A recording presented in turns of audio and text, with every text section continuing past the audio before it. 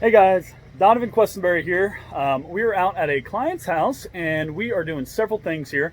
We're going to do gutter cleaning, we're going to remove the guards, we're going to repair some improper pitches in the gutter so that when water gets into it, it'll all drain properly.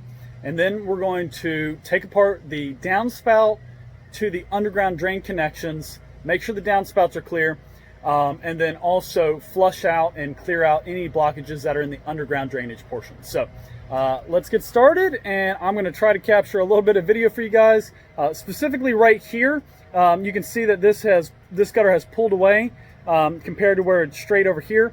So we're just going to add some new brackets. Hopefully that's all that this requires, so that this brings up the level on this end and that water will flow and drain out over here. But let's go ahead and get started, and I hope you guys enjoy. Surface tension guard, they're made out of metal. Water runs here, it clings to that lip, and there's supposed to be a little bit of a space right here where the water will go around this lip and down into the gutter.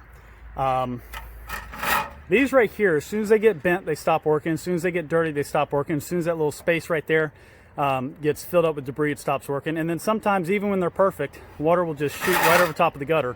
Because there's too much water or the pitch of the roof is too high and the water doesn't cling to that surface right there. This type of guard relies on surface tension to work.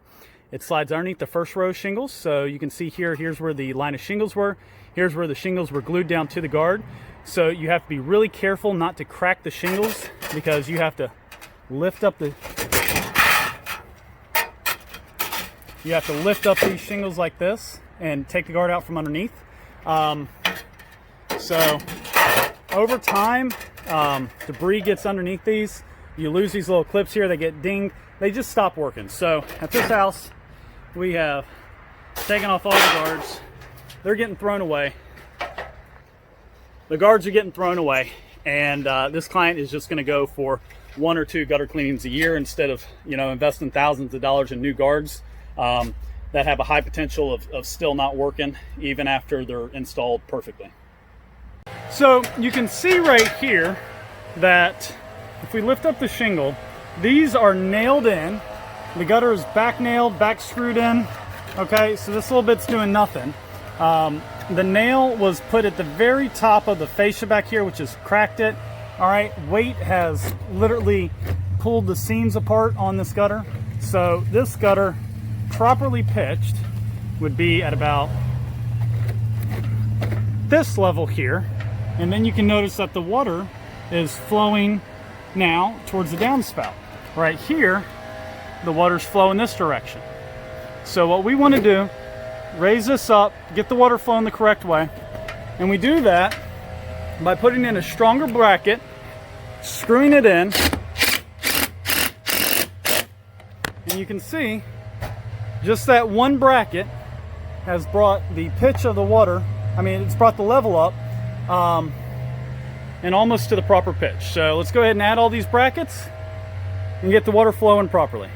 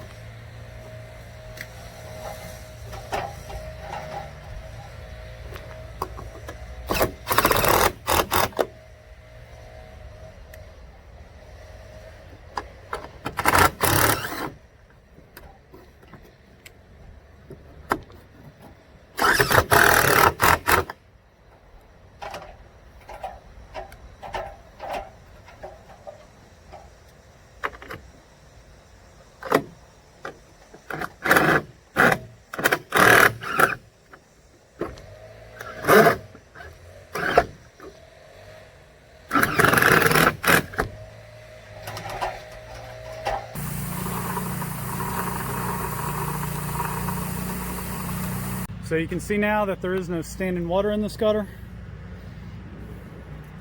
And everything should be pitched properly down there. We'll wait for this to dry out. Caulk that corner right there so it doesn't drip, and we should be good to go. So you may be asking, why did I not remove the old hangers? Well, this is an old gutter, and if you can tell, it's kind of already beat up and bent. Also, when you take out the hanger, you got to turn them up. The shingle is overhanging right there, so you run a chance of cracking that shingle right at the edge of the roof. I personally just prefer to put the new hanger in right beside it when I'm doing a repair. If I'm doing a replacement, obviously everything's coming out. We're caulking the old holes, putting the new gutter up, making sure everything's perfect. But when we're just doing a repair like this, the goal is to get the gutter to drain properly and don't damage, shingles that have some age to them, or don't bend the gutter. So even sometimes when they have the old spike and furrow, I sometimes just cut those spikes and I caulk them in place. I don't try to rip it out.